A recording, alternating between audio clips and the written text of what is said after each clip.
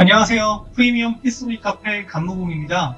지난 편에선 공손찬이 모시던 퇴소와 함께 귀향을 떠나게 된 내용까지 말씀을 드렸는데요. 베트남 여행 다녀오신 분들, 그리고 주변 동남아 지역에 관광 다녀오신 분들은 그쪽 지역이 매우 덥고 습한 곳인지 잘 알고 계실 거라 생각합니다. 저는 너무 더워서 낮 동안에는 에어컨 튼 실내에만 머물고 있었거든요. 아무튼요, 공손찬과 태수는 약 2000년 전에 가만히 있기만 해도 땀이 줄줄 흐르는 그 지역까지 이미 지친 몸으로 가야만 했습니다. 사실 공손찬은 이렇게까지 안 해도 되는 거였죠. 저는 이 부분에서 공손찬이 솔직히 이해가 되질 않았습니다. 심지어 처자식도 있는 형편인데 정말 왜 그랬을까? 평범한 사람은 아닌 거는 확실한 것 같습니다. 그래도 저는 이분이 이해가 안 돼요. 그 결정은 고생길로 간단하게 정의 내릴 수 없는 너무나 위험한 여정이어서요. 귀향길보다는 황천길이었습니다. 그렇게 결심한 공손찬도 너무나 우울하고 답답한 마음에 쌀과 고기를 챙겨서 낙양의 유명한 북망산에 올라가서 제사를 드립니다. 이때 술잔을 돌리면서 소원을 빌며 이렇게 말했어요. 옛날에 저는 집안의 아들이었지만 현재는 다른 사람의 신하가 되었으니 마땅히 일남군으로 함께 가야 합니다. 일남군에는 풍토병이 만연하여 아마도 돌아오지 못할 수도 있기에 조상님들께 여기 북망산에서 이별의 말씀을 올립니다. 이때 공손찬이 고향을 바라보며 2번 절하고 슬퍼 울면서 통곡을 했다고 합니다. 절을 마치고 일어서는데도 눈에 눈물이 멈추지 않았던 거였죠. 주변에서 공손찬의 행동을 보던 사람들이 있었는데 그들은 무슨 일인지 몰랐겠지만 그의 행동을 보고 모두 울었다고 기록되어 있습니다. 정말 공손찬의 정치적인 성공 여부를 떠나서 저는 이 부분을 보았을 때 마음이 참 아팠습니다. 그리고 곰곰이 좀 생각을 해봤어요. 나였다면 과연 그럴 수 있을까? 그랬었을까? 여러분은 어떻게들 생각하십니까? 만약 본인이 이런 일에 처해 있을 때 각자 어떠한 결정을 할 수 있을까요? 젊은 공손찬의 무모한 연기였다고 생각을 할 수도 있고요. 의로운 사람으로서 젊은 공손찬을 바라볼 수도 있겠죠. 당연히 정답은 없는 질문입니다. 하지만 이 당시 공손찬의 선택은 그의 삶을 이전의 인생과는 180도 다르게 만들었다고 저는 감히 생각합니다. 낙양에서 귀향 가는 도중에 갑자기 태수가 사면을 받게 되었던 거죠. 당시 그 태수가 공손찬에게 얼마나 고마움을 느꼈을까요? 그런 기록은 전혀 남아있지 않지만 구태여 그걸 글로써 기록해 남기지 않았더라도 태수의 마음을 여러분들께서도 충분히 아실 거라 생각이 듭니다.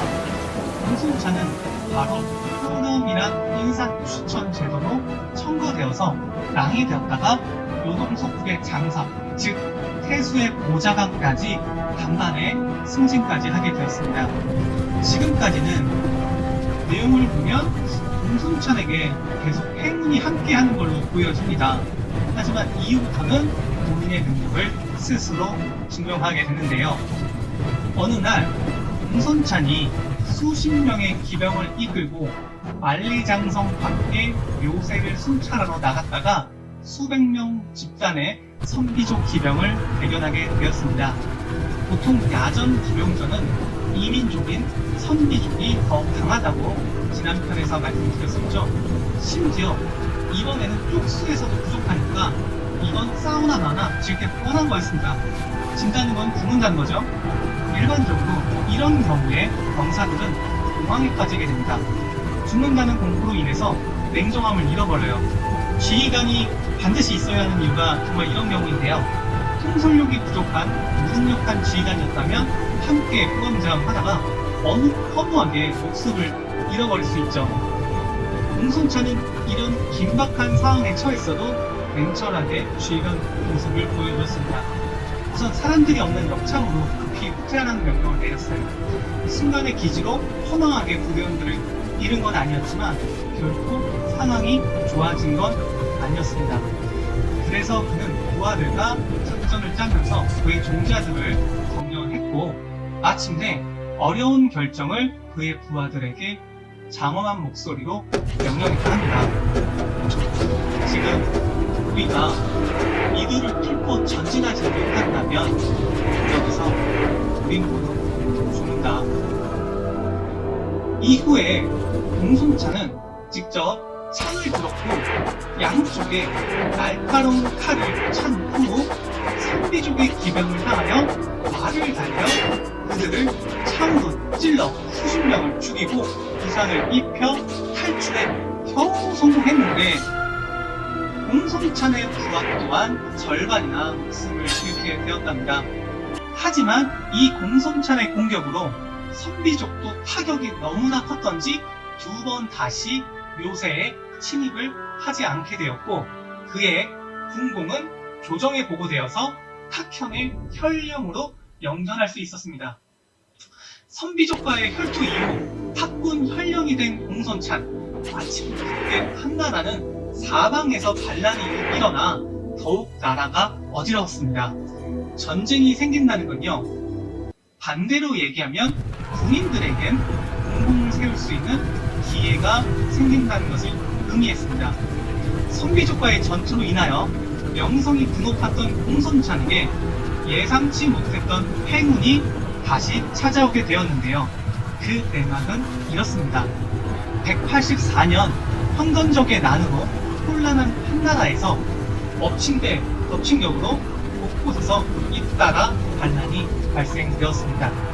나라의 혼란은 더욱더 가중되어 갔는데 그 중에 한수와 변장이 일으킨 반란은 해를 넘어 지속되었고 심지어 한나라 이전 수도였던 장안까지 공격당하는 상황에 몰리게 되었습니다. 이러자 중앙 조정에서도 더 이상 지켜볼 수만은 없게 되었고 황보승을 대장으로 중앙군을 출병시켜 반란을 막게 됩니다. 일진일퇴 공방전에서 예기치 못하게 황보승이 개인적 일로 면직을 당하게 됩니다. 그리고 거기 장군 장훈이 그를 대신하게 됩니다. 이때 전 중상국의 상이었던 장순이 장훈의 토벌군에 합류했었는데 그때 장훈과 장순 사이에 틈이 있었다고 해요.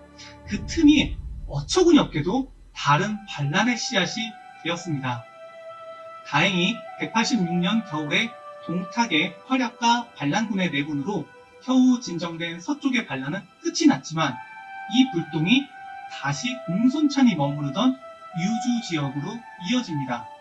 한창 서쪽의 강족과 한수 변장의 반란으로 불안했던 장호는 동쪽의 공손찬에게 오왕기병 3,000명을 징발시키고 그 지휘를 맡깁니다. 장호는 공손찬을 개인적으로 마음에 들어 했었는데 이유는 굳이 말하지 않아도 선비족과의 전투에서 빼어난 부대 운영 능력을 보여줬기 때문이었겠죠. 그만큼 유주 병력뿐 아니라 공손찬은 그 당시 명성은 전국구 수준이었습니다. 이때 장수는 장원이 자신을 그 자리에 임명할 것을 기대했다가 원망이 생긴 거죠. 보통 이런 경우면 원망만 하다 제풀에 풀리는 게 일반적이잖아요. 지금은 난세의 시국이었습니다. 마침내 그는 신하로서 넘지 말아야 하는 선을 넘게 되었는데요. 열이 잔뜩 받은 장수는 친하게 지내는 전 태산의 태수였던 장거를 찾아갑니다. 이 다음 내용은 재미와 이해를 돕기 위한 각색한 내용입니다. 실제 사실과 다를 수 있으니 오해 없으시길 바랍니다. 형! 나 좀 힘들어. 모르겠다. 뭐야? 세상에. 야, 나 죽을래. 어차피 못해. 너 지금 무시해? 아니, 뭔가? 너 때문에 시체인 거? 진짜. 형, 우리 세상을 이참에 또 뒤집어 엎어버릴까?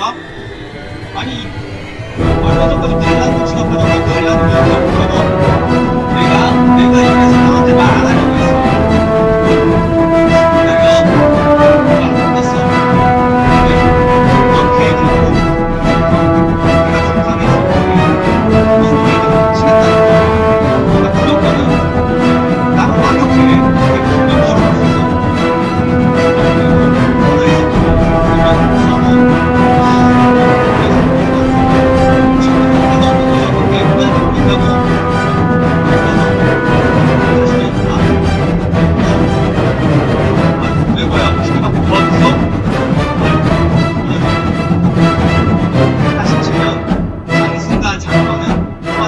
나눠보며 밝혔습니다. 승승장구했던 공손찬의 운명이 갈린 장순의 반란 이야기 다음 편에 이어서 전해드리겠습니다.